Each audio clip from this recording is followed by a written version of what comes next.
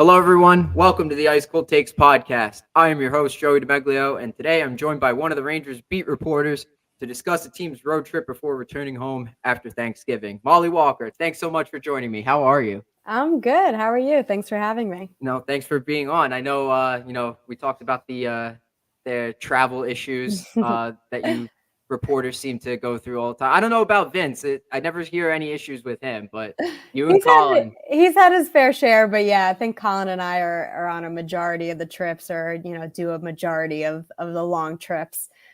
So like Colin said the other day, when you fly as much as we do, it just it's bound to happen. It's part of the Yeah. gig. So true. Yeah. But I mean, anyways, I wanted to start by asking you about your journalism career. Like, how did you get into covering the Rangers and like covering hockey? Was hockey like always your favorite sport, or was it more just sports in general? Yeah, I was always a big sports fan, and I was an athlete growing up. It was one of my favorite things in the world. And the only other thing I was really good at was writing. So kind of when I figured out that you could put two and two together and make a career out of it, it was probably late high school when I realized what sports journalism was, and that journalism was a degree you could get in college. That was a pretty easy decision for me to make, and I love writing. I love telling stories. I took a lot of creative writing classes in high school, won some awards, which told me that I was decent at it. So was a pretty easy path for me to follow. And the summer going into my senior year at UMass, I landed an internship with the Post, and I absolutely fell in love with it. My editor told me that before I started, I was going to find out whether or not I really wanted to do this for a living, because it's definitely a different kind of lifestyle, working weekends and things of that nature. So it was a pretty good test run for what I was going to experience as a full-time employee. And the New York Post was the only place that I wanted to work. And I was very fortunate that they had an opening for me as soon as I graduated. And I started as a general assignment sports reporter, and I covered all of the other New York sports teams, which was so much fun. Loved getting to know all the other sports beats and the other reporters on those beats as well. So now in the summer, when I do help out on the other sports, it's like I do my say hello tour in the summer to all the people I used to work with on a daily basis. So it's a lot of fun. I absolutely love it. That's awesome. So your athletic career kind of chipped in for that too, right? Like, Yeah. what sport did you play? Surprisingly, I was a basketball girl at Oh, very nice. 5'3". So that was a pretty quick realization that I was not going to go to college for basketball.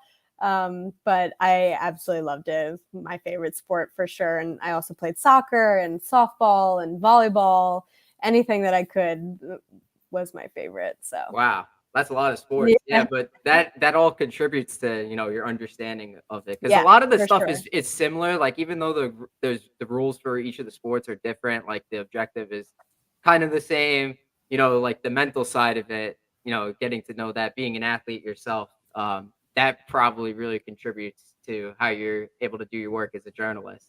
Yeah, absolutely. And I think that with hockey, because of the fact that I had never played it, I was so fascinated by it. And I thought that it was just such a unique sport, thinking about all the other sports that I had played and how much endurance and strength and skills that it takes. And then throw that all together, playing on ice and on a little blade, I thought was just very fascinating. And it quickly Mhm. became my favorite sport around eighth grade. And I've just been in love with it ever since. Mhm. So you work for the New York Post. Do you work with Larry Brooks too? Like, do you do Yeah. assignments with him?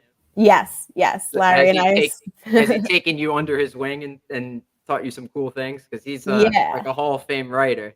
Oh yeah, absolutely. Larry and I spend a lot of time together, maybe even more than he would like, but no, I'm kidding. We enjoy spending as much time together as we do, and I try to be a sponge around him as much as I can and learn everything that he tells me and teaches me, because he is one of the best to ever do it. So I consider myself to be extremely lucky that I get to learn from him on a day-to-day basis. Yeah, I always remember even when I was a teenager reading his stuff. He'd always get a reaction out of me, whether it was a good one or a bad one. But that's how you got to do it. Like when you're writing, that's what you're aiming for, especially in sports and stuff. But Yeah, absolutely. he's covered the team for so long, so he knows so much. But I mean, what are your thoughts so far this year for the team? Under Coach Laviolette. Yeah, it's been a fun year so far. It's still early days, obviously. So, but it's also kind of difficult not to get excited at how they've started, how they've looked in certain games, um, especially just the response to Peter Laviolette. I think can't be understated enough, or overstated enough, I guess I should say. It's been really fun to watch them adapt to his style of coaching and the way that he runs practices and the way that he wants his system to be run. I think that they've really bought into it, and it's definitely unfolding on the ice. And I think that it's still so early, and it's difficult not to get wrapped up in all the success. But I genuinely believe that this is just the start for this Rangers team, and the longer that they play and compete under Peter Laviolette, the better off they'll be. So I think that this is just a start for them, and we could be seeing really great things for them this season. I know that hockey guys are usually pretty good with the media, but how would you compare, the team? Most of the team stayed the same from last season to this season, but how would you compare the players when you're speaking to them this season to how they were with Gallant last season? Like, is there an attitude change? Do they sound different, or is it like a lot of the same stuff? I don't even know if it's an attitude change. I more so go back to last season was our first year back in the locker room after COVID. So I think that was a little bit of a shock, especially to players like Keandre Miller, Alexis Lafreniere, who had never dealt with the media in the locker room, because they came in during those COVID seasons. But I think that now they're used to having us around. They're used to the day-to-day grind of dealing with the media, and especially for guys like Colin and I, who cover the team differently than a lot of other media outlets. We're still the old school newspaper ways, so we've got a lot of space to fill. And sometimes it gets a little bit monotonous, asking the same questions over and over again. But we've got 4 stories to write a day sometimes, so it's just kind of part of the gig. And I think that a lot of the guys in that room who didn't necessarily know what it was going to be like are much more familiar now. But in terms of the transition from Gallant to Laviolette, I think that it's definitely just a breath of fresh air, which it was the same thing for Gallant when he came in after David Quinn.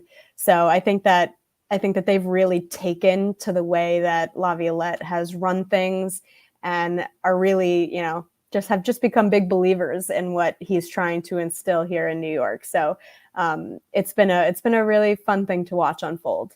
And the Rangers have provided not a shortage of content. There's a lot to talk about with them. 4 stories a day. I think you could pretty easily do. There's a lot to talk about. One thing that's on the minds of a lot of Rangers fans is what's going on with Adam Fox and Filip. What's like the status on their injuries? So we know Fox is on LTIR and he's eligible to come off, I believe, after Thanksgiving, 28th or 29th. 29th. 29th. There it is. But how are they progressing? What's going on with Filip? Yeah, well, I guess we'll start with the more positive one, and that's Adam Fox. He's been skating. He's back on the ice with the team, albeit in a red non-contract jersey. But the fact that he's on this trip right now with the team, and that's not just a camaraderie thing. It's not just because they want him around for the company. He's actually skating with the team and ramping his game back up, which really does bode well for his return on the 29th against Detroit, which is his projected return date. I think that he's trending in the right direction. He still looks a little ginger on the ice, but that's going to come with skating in a red non-contact jersey and coming off of that neon knee collision. So, but that's definitely a really positive sign for the Rangers. On the flip side of it, Filip is on injured reserve, and he was eligible to come off the Columbus game, but he hasn't even resumed skating yet. So that's probably more of where the concern is right now. It's unclear exactly what's ailing him, but we know that he's had concussion issues in the past, many of them. So if it is in fact a concussion, it is extremely concerning just for him as a human being. Obviously, with what we know about concussions, it's never, beneficial to have that many. So in such a short amount of time, at that point, it becomes a long-term health concern. So it's not looking too great, but hopefully it's not, what everybody is fearing, and he's able to come back at full strength, but I don't expect it to be for some time, especially because of the fact that he hasn't even sniffed the ice yet. Mm-hmm. Usually, I know the teams are pretty hush hush about injuries. They'll just designate it upper body, lower body, but I feel like with a lot of players, they'll usually tell you whether it's a concussion or not. So how come it's not like that in this scenario? Well, we're not allowed to talk to any of the players that are on long-term injured reserve or injured or just regular IR. That's just kind of a league policy that they maintain. So obviously when Chytil does get back, that will be a question that is definitely posed to him, as well as Fox, exactly what it is. I think we can all assume that it is a knee injury just because of the nature of the hit that he sustained the injury on. But yeah, those are questions that'll come once we are able to speak to them in the media. Got it. So the Rangers have played pretty well without those guys. Sometimes it looks like they're not even missing Fox or Chytil. Like Gustafsson has filled in pretty well. And the game against the Devils, it looked like, I thought the Rangers were the better team for a good part of that game, but then they lost the lead, and the Devils took the lead in the start of the third period. And then I think about 10 minutes through, then the Rangers really started to take over. So what were your thoughts on that game? Yeah, it was a big game. Obviously, just the implications of playing the team that knocked them out in the playoffs the season before. There's always going to be a little extra something to that kind of matchup, and I think that the Rangers answered the call in that regard. It's never going to be an easy matchup with the Devils. I actually think that the Devils are one of the tougher matchups that the Rangers have in the entire league. That being said, the Devils were also depleted. They didn't have Hischier that day, so it was almost a little bit even strength though because of the Rangers missing Chytil and Fox as well. But I think it was a good game. It was a good win, and it's always telling to see how a team answers the call against a big game like that. So I think it was definitely a good sign for them. Mm-hmm. And then moving over to the next game against the Stars, where the Rangers had a pretty good first period, solid second period, went into the third period with a 2-1 lead before they lost the lead and then lost the game. What changed in that third period in that Dallas game? What did you see being there at the game? I think that they lost that game in the neutral zone. I think that once they started to unravel in their structure, particularly in the neutral zone, the game also unraveled for them. And whether it was the Rangers losing their structure or the Dallas Stars kind of figuring out a better way to navigate it, probably a little bit of both. It just unraveled pretty quickly for them. And the Rangers, this team in particular, they've had these games throughout the last few seasons where they just have a really bad period. Like it just kind of happens, and it happens to a lot of teams, but the Rangers in particular will sometimes just have an absolute dud of 20 minutes. And sometimes, they have been such a good third period team this season. So it was a little bit surprising in that regard, but I think that it's just been a trait of this Rangers team for some time now. And I think that that's just kind of what we saw in the third period. And you got to also take into consideration how many games they've played on the road so far this season, which I also think it was just a bit of a byproduct of them being a little tired too. Mm-hmm. So it happens. And, it was their third regulation loss of the season, their first in over a month. So it's really difficult to harp on it when that's the kind of stats that you've got under your belt. But that being said, they were not, I didn't get the sense of like, oh, it's fine, just move on.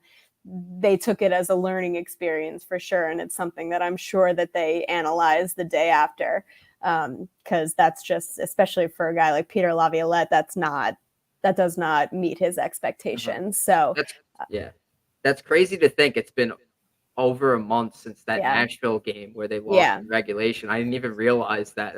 That's amazing. I can't remember the last time that happened, like watching the Rangers. I've been watching for what is it, like almost 13 years now. So like that I can't recall the last time that's happened. Like maybe the 14-15 Rangers. Well, this is their best start in franchise history. Yeah. So, that's kind of all you need to know. Yeah. So things have been pretty good for them. So like that loss to Dallas, it was more on the team itself rather than the referees. So right? Yeah. I mean, do you believe that like that conspiracy, like what's the deal with the Rangers? I saw the article from Larry last night, going through each of the calls that have gone against the Rangers.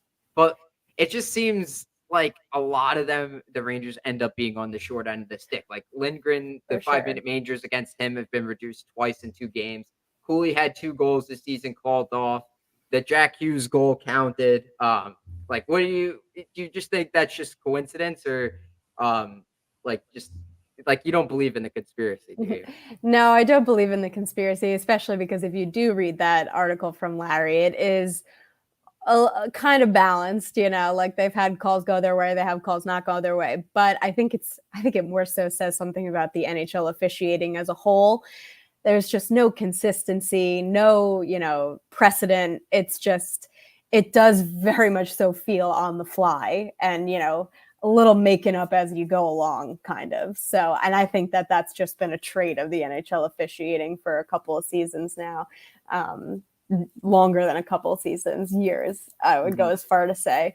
So I think that it more so is telling about the NHL officiating as a whole rather than any sort of personal vendetta that the league office in Toronto has against the Rangers, which I know a lot of people like to bring up the infamous Rangers letter to George Parros, after the whole Artemi Panarin, Tom Wilson incident, which, we can't sit here and say that everybody's just forgotten about that because that was soap opera like, it was crazy. So that's obviously not something you just forget. But do I think that it's a personal attack on the Rangers? No, I just think it's the inconsistencies in the way that the NHL calls their games. And that's a bigger discussion for another time. Yeah. A couple more things before we wrap it up. What do you look for in tonight's matchup against the Penguins? First time the Rangers are seeing Erik Karlsson as a member of the Penguins. Yeah, I think that there's always going to be a little bit of a, same thing with the Devils, going to be a little bit of an extra something to this matchup just after their first round riveting 7-game series that they had 2 seasons ago. Those are the types of series and games that rivalries are built on. But that being said, the Penguins are even more hurt than the Rangers are. They're missing a bunch of key guys tonight. They're going to have like 3 or 4 guys out of the lineup. 2 top wingers, a third pair D-man. So I think that the Rangers need to take advantage of that. When you got an ailing Pittsburgh team, you got to strike while you can. So that's what I'm looking for the Rangers to do, is just, not take it for granted and take advantage of the fact that they're playing a laboring Pittsburgh team.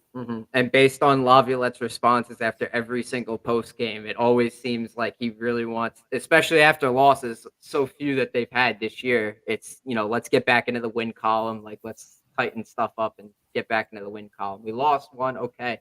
Come back with a better effort and win this game tonight. Yeah, absolutely. He's definitely a turn the page, kind of coach. And they do a lot of video work is what I've noticed. They were off the ice yesterday. So I think that they probably did a lot of video review of that Dallas game. Yeah, so tighten things up. And the last thing, this has become a staple on the show. We have the ice cold take segment. So here it is here. Molly, what an ice cold take is, I'm going to read the definition for everybody listening at home, watching on YouTube or on Spotify, wherever you get your podcast. Ice cold take is an accurate statement backed by facts and observations that is solid in nature, similar to a block of ice, i.e., spot on claim. So what you have to do is you have to make a bold prediction about the Rangers. Ooh. Either it doesn't have to be in this game, it could be for the rest of the season, something Okay. you think is going to happen, and you got to see if it stands the test of time. This might be a bit of a safe one, but I'm still going to go with it anyway. Artemi Panarin cracks 100 points this season. Okay, I like it. I like it. That is a safe one. Yeah, I It's agree. safe, but you know what? It's still bold. So Yeah. I'm going to go with that one. Yeah, it is bold because he's never cracked 100 with Yeah. in his career. I don't think even. But with the Rangers, it's he's kind of it's almost like he's gotten screwed a couple times because the first year he's with the Rangers, the season got cut short. The next year he had half of a season pretty much because of the lockout shortened year, the COVID shortened year, and then a couple 90-point seasons, like no big deal. But I mean, this year he's off to a great start with the Rangers. For sure. Well, yeah. Anyways, Molly, thanks so much for doing this with me. I know, you guys are busy doing stuff with, reporting. I understand. I'm in school myself for journalism, so we really appreciate all the work you do. I know people give you and Vince and Colin like a lot of flack online, just from one fan and an aspiring journalist to another. Just ignore those people, please, and just keep doing whatever you're doing. I think you're doing a great job. Thanks so much, Joey.